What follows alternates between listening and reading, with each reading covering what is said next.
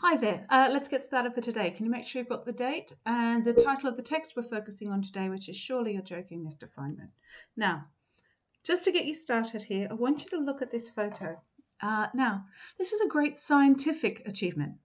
Okay, this is a photo from the testing of the first atom bomb, end of 1945. So, in 1945, I should say. How would you feel if you were the creator? Would you be focusing on the achievement or would you be worried? Just take a minute or two, put down your thoughts, and then start the video again. So, the person who we're going to be reading from today is a great thinker from the 20th century called Richard Feynman.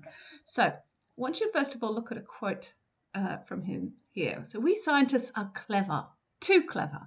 Are you not satisfied? Is 4 square miles in one bomb not enough? Men are still thinking. Just tell us how big you want it. So, what you're seeing here is this whole idea of scientists trying to exceed, to show how clever they are, to show what they can do. And I want to put this in a little bit of context. So following the outbreak of the Second World War, the US government recruited a team of scientists to help develop the atomic bomb. Richard Feynman was one of these scientists, and today's extract is taken from his memoir, Surely You're Joking, Mr. Feynman, which was first published in 1985. Here he's describing witnessing the test explosion of the first atomic bomb in 1945. Okay, and the extract is on page 12 of your booklets. So if you want to go there, and I'll read along with you here to get you started. So in your booklet, it looks like this.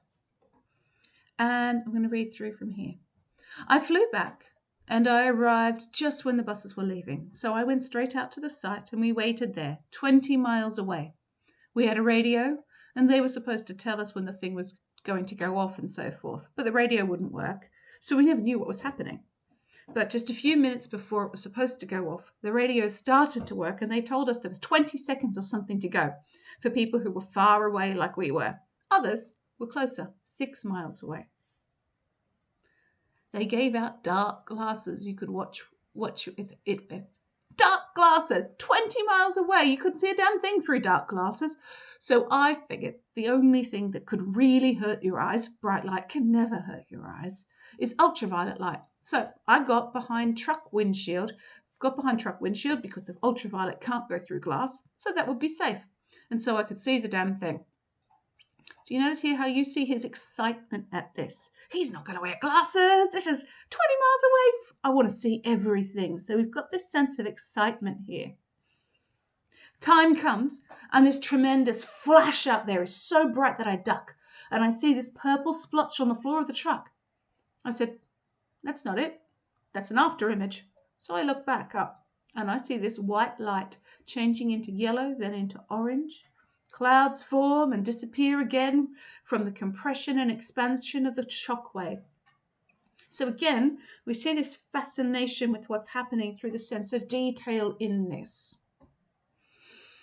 Finally, a big ball of orange, the center that was so bright, becomes a ball of orange that starts to rise and billow a little bit and get a little bit black around the edges. And then you see it's a big ball of smoke with flashes on the inside with the heat of the fire going outwards. All this took about 1 minute. It was a series from bright to dark, and I had seen it. I'm about the only guy who actually looked at the damn thing, the first Trinity test. Everybody else had dark glasses, and the people at 6 miles couldn't see it because they were all told to lie on the floor. I'm probably the only guy who saw it with a human eye. So you see that sense of pride here coming through. This is our experiment and I'm the only one who saw it. Finally, after about 1.5 minutes, there's a tremendous noise and bang, and then a rumble like thunder. And that's what convinced nobody had said a word during this whole thing. We were just sitting. We were all just watching quietly, but this sound released. Everybody released, me particularly, because the solidity of the sound at that moment, at that distance, meant that it had really worked. So they've seen the picture. So we've noticed that we've got the sound which comes up afterwards. We all know from your science, light travels faster than sound. So the bang comes 1.5 minutes after the light. The man standing next to me said, "What's that?" I said, "That was the bomb." The man was William Lawrence. He was there to write an article describing the whole situation. I had been the one who was supposed to have taken him around. Then it was found that it was too technical for him. And so later, H.D. Smythe came and I showed him around. One thing we did. We went into a room, and there on the narrow end of a narrow pedestal was a small silver-plated ball. You could put your hand on it. It was warm. It was radioactive. It was plutonium. And we stood at the door of this room talking about it.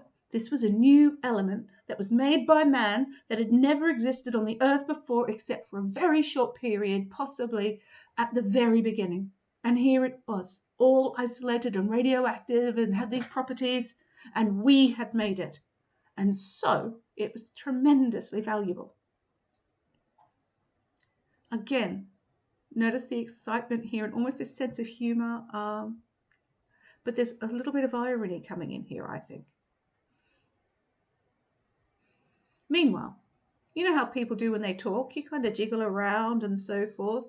He was kicking the doorstep, you see. And I said, yes, the doorstop certainly is appropriate for this door. The doorstop was a 10-inch hemisphere of yellowish metal, gold, as a matter of fact. What had happened was that we needed to do an experiment to see how many neutrons were reflected by different materials in order to save the neutrons so we didn't use so much material. We had tested many different materials. We had tested platinum, we had tested zinc, we had tested brass, we had tested gold. So in making the test with the gold, we had these pieces of gold, and somebody had the clever idea of using that great ball of gold for a doorstop for the door of the room that contained the plutonium. So to get this use, there's this weird attitude to wealth and money coming here, like gold, where everybody else would be really excited about the gold. These scientists, they're not so concerned about that. They're focusing on the plutonium. The plutonium is the really interesting thing here. After the thing went off, and we're back to here, remember, now we're back to talking about after the bomb. There was tremendous excitement at Los Alamos. Everybody had parties. We all ran around. I sat on the end of a jeep and beat drums and so on. But one man I remember, Bob Wilson, was just sitting there moping. So and this is interesting. We get this, everybody else's excitement, and one person is juxtaposing this contrast. I said, "What are you moping about?" He said, "It's a terrible thing that we made." I said, "But you started it. You got us into it." You see, what had happened to me, what happened to the rest of us, is we started for a good reason, and then you're working very hard to accomplish something, and it's a pleasure, it's excitement, and you stop thinking, you just stop. Bob Wilson was the only one who was still thinking about it at that moment. So we get this whole idea of these scientists making these amazing things and working on this and doing it because they could, rather than thinking about what happens next, what gets done with this. So I'm going to come back to the slides now. Right, so what I want you to think now. This text is from a memoir. So first of all, memoirs are non-fiction narratives based on the author's personal memories. Usually they'll focus around certain events. So they are like an autobiography, but they tend to talk about their public life, and they'll give a insight into how they were feeling at certain points in these public experiments and public things. So famous people often publish these as a way to give people insight into their thoughts and feelings about big events. So looking at what Feynman seems to be trying to say here, I just want you to think. So you don't need to write anything for this one, just have it in your mind. Think about the writer's purpose. Why do you think Feynman might have written this? Why do you think he writes a memoir? So this comes from a larger piece of writing, a memoir, a whole book. Okay, what do you think he might be trying to show or suggest through this? So think about why the writer might do this. Just take a minute or two to think about this and then move on. Now, these questions you're going to need to answer so you can do the next task. So this first part is literally, it should take you about 5 minutes, no more than 10. Now, all you're doing here is you're answering these questions. If you answer these questions and just put your notes together fairly quickly, what you'll find is the next task will be really easy for you. So what's Feynman's attitude to the nuclear text? So just go through. What do we find out about the first test explosion of the atomic bomb? How does Feynman seem to feel about this event? So see if you can find some things to show his excitement. These are one-word, two-word answers. Highlight some words and phrases which show this attitude or feeling, okay? Or copy them down if you don't have this on in something you can highlight on. What types of words are these? So think about it. Are they nouns? Are they adjectives? Are they verbs? How do they show his feeling? So how do those words show a feeling? How does Wilson's behaviour contrast with Feynman's? And find a few quotes to show this. So as you can see, these are very short answers. These are literally notes. Don't need to worry about full sentences or anything for these. These are literally just notes to help you get ready for the analysis question that comes next. So give yourself no more than 10 minutes on this task, please, and then move on to the next one. So this is what you need to hand in, and this is the language analysis skill. So it's an independent language analysis, no more than 15 minutes. And what you're looking at here is how does Feynman use language to suggest his attitude towards the first atomic blast in this text. So you're looking for what's his attitude? How do we get this impression of his attitude or feelings? What words are showing us this? And why do you think he's showing us this? How does this affect our response to him?